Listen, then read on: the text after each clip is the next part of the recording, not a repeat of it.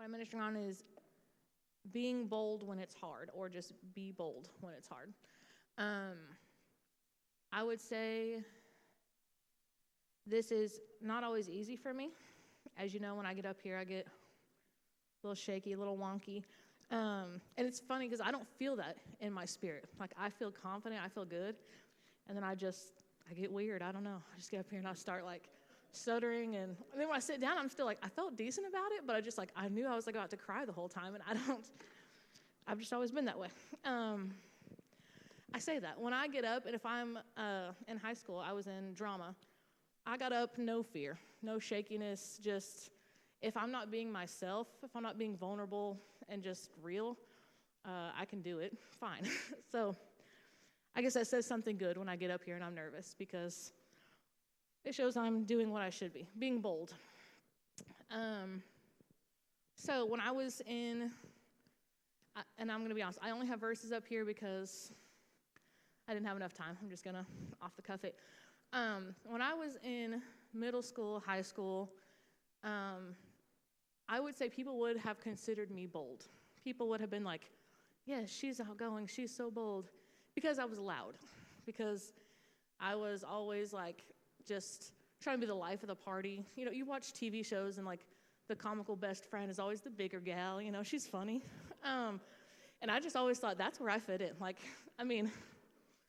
I just feel like I have to be that person. And I feel like in life I am relatively funny. I have a good time, but I felt like I was kind of forced into that. And so I was, like I said, I was a lot because I felt like I had to be. And that went through different groups of friends. Middle school, I had different friends. High school, I had different friends. Wasn't making great choices, but I was always bold. I was always loud and funny and there. You couldn't miss me. And so I realized that, and not until I was an adult and, dedicated back to God, that every time I changed who I was trying to find myself, as people say. And I think when you find out who you are, you're not looking anymore for whose you are. And so I feel like I was trying to find it in myself or in my friend group or in the world. And then I realized, I'm not my own person. I can't find out who I am because I'm God's. That should have been the whole time, me knowing. I didn't have to keep looking. I knew from the beginning, or I should have known. Okay, so first we're going to look at the difference between spiritual boldness and earthly boldness. So spiritual boldness is rooted in the reliance on God, and it produces a courageous obedience even when fear is present. And worldly boldness relies on self-confidence, aiming to impress others. And when I read this, I was like, yeah, I'd already thought all this stuff about myself, and then I read that, and I was like, that's exactly what I was trying to do. I was trying to impress others with my humor or with my just goofiness, and it didn't come off well to adults, I don't think. I remember Tony, a little bit after I'd been going here, he was like, you're different than you were in middle school, which was a great thing. But I was like, well, yeah, you saw me, everyone's weird in middle school, but I was just trying to impress people. When I came here, I didn't feel like I had to impress people. I'd been here going a couple months, and I was already crying every service, and just I just felt like I was at home. Like I said earlier, I grew up in a Baptist church, so this environment was a little different for me, but I never felt spiritually uncomfortable. I was like I said, I just felt at home, and it took me a while to get to know everyone well, but I knew that I wanted to stay. Even if I sat in my own little pew, that this is where God wanted me. So I'm going to start off by looking at a few different people in the Bible. As you can tell, I'm going to start with Gideon, but I just started thinking of people who, I kind of saw in myself, ended up being bold for God, but not because they wanted to be. They fought it in different ways, and Gideon was one of those that, he didn't think he was worthy of being a leader. He was like, yeah, you got that wrong. I'm not the right person. I'm also going to talk about Moses and Esther, but all similar situations where they just almost fought God to the point of like, why choose me?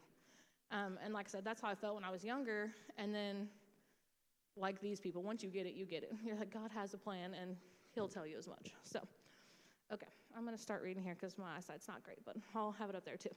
All right, so in Gideon, I'm going to start, and I didn't put chapters or anything, so you can figure it out if you want to. But I'm going to start in verse 12.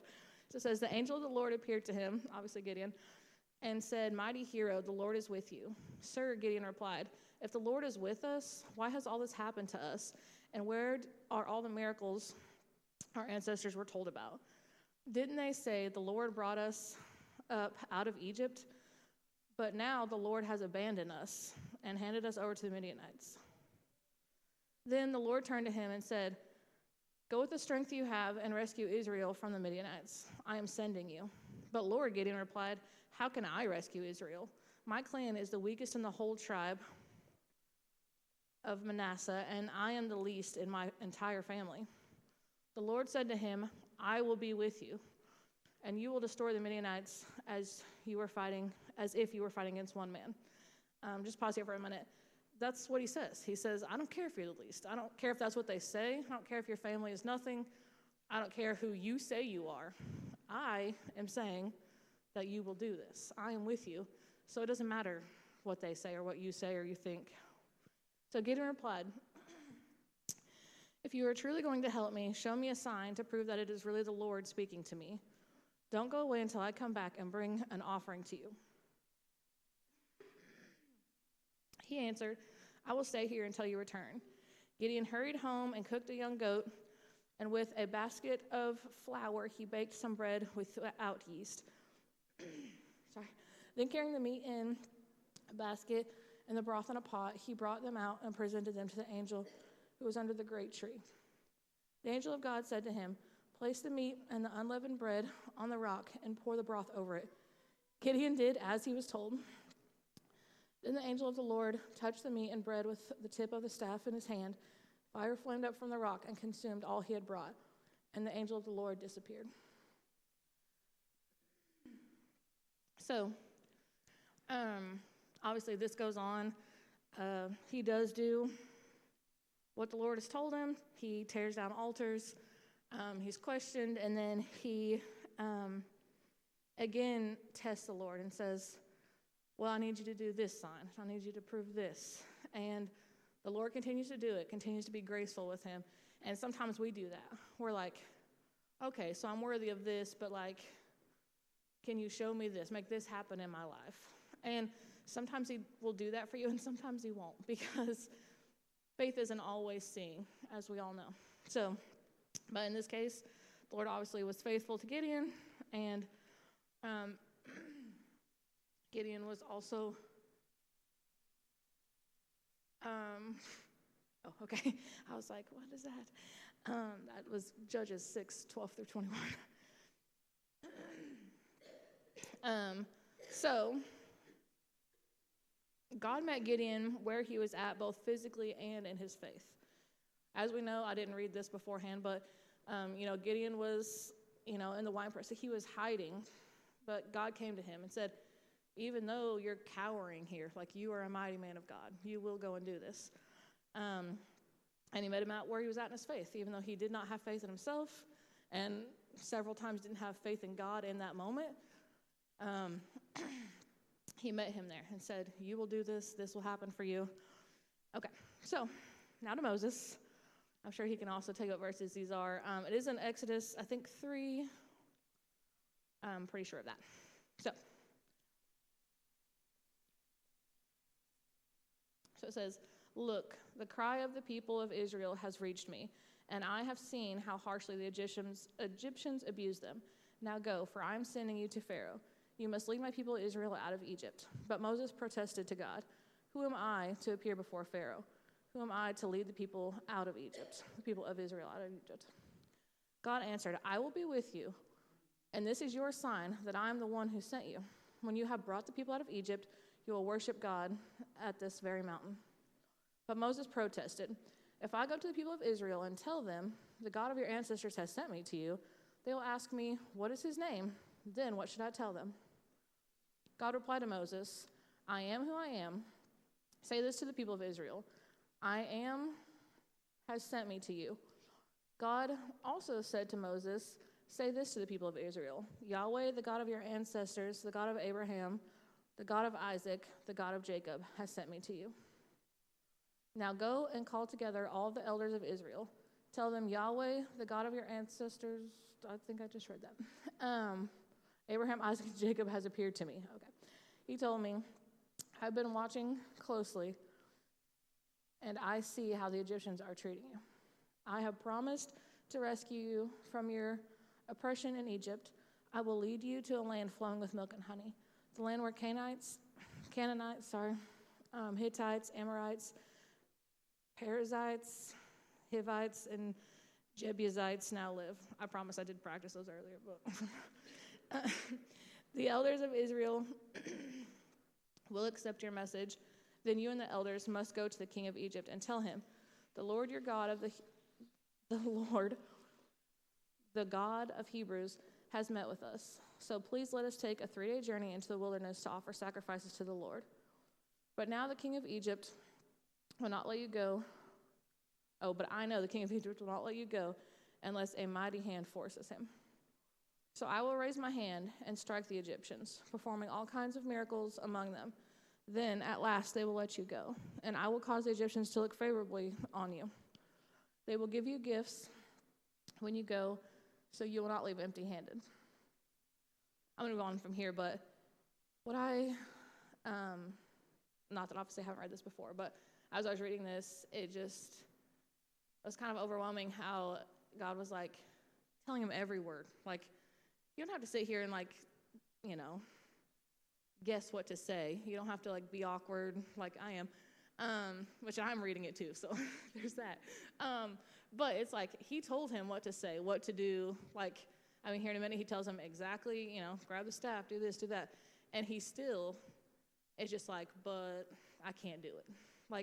And we do that.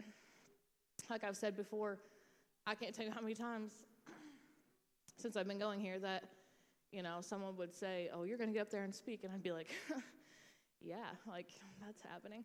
And then at some point I'm like, God is obviously telling me something. And like I said, something was ministered or something was said. I remember the very first time that I was like, I've got to do it. And so I feel like every time I get up here, I feel a little bit less awkward. It may get a little bit better, may not. I don't really care. But either way, I feel like this is obviously what God wants me to do. And like I said, when I didn't have any of this down yesterday, I thought I should just text Tony and tell him I'm sick or something. I can't come in. But I also thought that's not what God wants. If you get up there and stammer the whole time, that's fine. It's what you're supposed to be doing. So anyways, I just randomly interjected that for no reason. Okay, starting back at 22. Every Israelite woman will ask for articles of silver and gold and fine clothing from her Egyptian neighbors and from the foreign women in the houses, and you will dress your sons and daughters with these, stripping the Egyptians of their wealth. Oh, okay, I'll just go ahead and go to that next chapter. But Moses protested again. "What if they won't believe me and listen to me? What if they say, 'The Lord never appeared to you?' Then the Lord asked him, 'What is that in your hand?' 'A shepherd's staff,' Moses replied. 'Throw it down on the ground,' the Lord told him. So Moses threw down the staff, and it turned into a snake. Moses jumped back. Then the Lord told Moses, 'Reach out and grab its tail.' So Moses reached out and grabbed its tail, and it turned back into a shepherd's staff in his hand. 'Perform this sign,' the Lord told him. 'Then they will believe that the Lord, the God of your ancestors, the God of Abraham, the God of Isaac, the God of Jacob, really has appeared to you.' Then the Lord said to Moses, 'Now put your hand inside your cloak.' So Moses put his hand inside of his cloak. And when he took it out again, his hand was white as snow with a severe skin disease." I think when the other thing obviously said leprosy. But "Now put your hand back inside your cloak," the Lord said. So Moses put his hand back in, and when he took it out again, it was as healthy as the rest of his body. The Lord said to Moses, if they do not believe you and are not convinced by the first miraculous sign, then they will be convinced by the second sign. And if they don't believe you or listen to you even after those 2 signs, then take some water from the Nile River and pour it on the dry ground. When you do, the water from the Nile will turn to blood on the ground." But Moses pleaded with the Lord, "I'm not very good with words, and I have never been. And I'm not now, even though you have spoken to me. I get tongue-tied and my words get tangled." Then the Lord asked Moses, "Who makes a person's mouth? Who decides whether people speak or do not speak, hear or do not hear, see or do not see? Is it not I, the Lord? Now go, and I will be with you as you speak, and I will instruct you."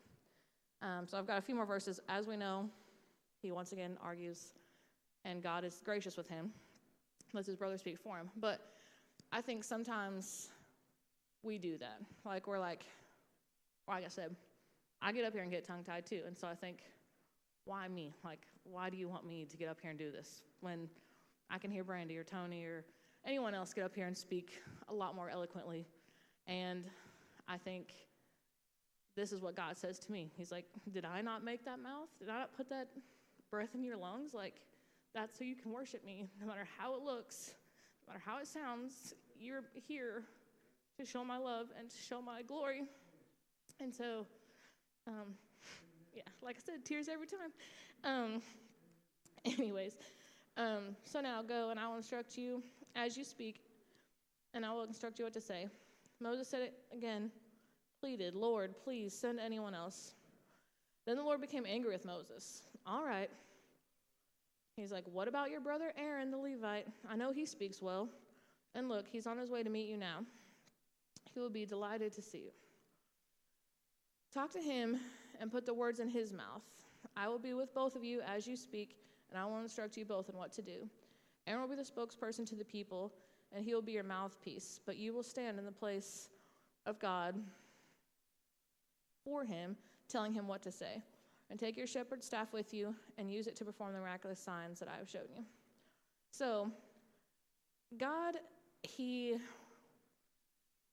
doesn't treat everyone the same. We're not cookie cutter people. We're his children. He knows what we need. So, although Moses could have, if God would have said, "You can do it, you're doing it," he could have, because God would have given him that gifting, that ability. God also knows sometimes what our limitations are and what we need. And so in this case, obviously he handled him different than he handled Gideon. He didn't tell Gideon, "Okay, yeah, you're right. I mean, I'll just send somebody else. Or even I'll send somebody with you. You're the least in your family. Give me the most in your family, and I'll send you both, and it'll equal out." He said, "You're doing it." On the other hand, he handled Moses and said, "I get what you're saying. Send your brother, and I'll speak through you to him." So God doesn't want any of us to think that we're not supposed to be exactly like, I'm not supposed to get up here and teach the same way Brandy does. I think it's great that she gets up here with props, and I've thought about it before. I really have. And then I tried to use the clicker once, and I got overwhelmed, and I thought, nope, I can't have anything else up here with me. And so I'm just built different. And that's how God wants us. He wants us all to be different. So, and he handles us all differently. So last I have Esther. I do not have any verses up here. Like I said, it was, 6 o'clock. I'm like, I got to get in the shower, be at the church in 15 minutes. So also, Esther's story is a little bit different. Esther, she obviously didn't communicate directly with God. Her situation was more conversation with man. I did not feel like putting in all 10 chapters because I knew the group that comes here, and I knew we all know the story of Esther. And so her doubt was more, it wasn't with herself, it wasn't with God. She knew that she could do it if she needed to, and she knew that God would be there for her. She was thinking of earthly things. She was thinking, I don't want to die, which makes sense because obviously in her situation, he could have easily killed her if he wanted to. But she was just thinking, I hear what you're saying. I could go before the king. Like, that's a great plan if I don't get killed. But obviously after prayer and fasting, she decided if I die, I die. I mean, you're right. It's what's right for my people. It's what God wants. So she made the decision. Obviously, it worked out well. So I don't really have much more on her. But I forgot what I wrote here. I was writing this during worship, so sorry. Oh, that was everything I just said. I am going to have Joshua play a song in a second, but this last part has nothing to do with anything. I was listening to the radio the other day, and when I was trying to decide what to minister on, I almost ministered completely differently than this, even though this is what I've been thinking for a while. I listened to the message in the car. Ashley Till, she's the one that does all the message stuff, or not all of it, but daytime stuff. She had said that sometimes, like, when you're struggling, you realize your phone's at 1%, like either your kid's been on it or who knows what, you find it, and you're like, oh, it's 1%, and you're like running around, freaking out, like, where's my charger? Don't let this phone die. She said, we're like that with God sometimes. Like, we let ourselves get down to 1%, to desperation, where we're running around like, who can fix this for me? Or, because like if you live with people, you're like, have you seen my charger? Where'd it go? Caleb's the world's best/worst at moving the charger wherever it needs to be. I'm like, the charger's in the bedroom, leave the phone in the bedroom to charge. Like, I don't want it anywhere and everywhere around the house. But, we don't want to get to that place with God. We don't want to get ourselves so desperate, not reaching out to him, not reading the word, not praying, that we get ourselves so low that we have to just lock ourselves away. I'm not saying lock yourselves away is always bad, but you know what I mean. You don't want to have to do it out of desperation. You want to be constantly getting power from the source where you don't feel like you have to just shut down or that you're going to shut down. And so I started to minister on that. And then I was like, yeah, no, I'm not going to do that. But I did think it still needed to be said because I felt like there's power in that, power in knowing and constantly reaching out and just plugging into the word and to your church family and your family and all the things just to connect closer to God. So I'm going to sit down for a minute, and I do have, it's like a 3-minute song, and it's like 12 years old, I know, so it's not like, ooh, new worship music. But this came on while I was working on my message, and I was just like, that's a good song. I want to play that tonight. So, anyways, that's what I got.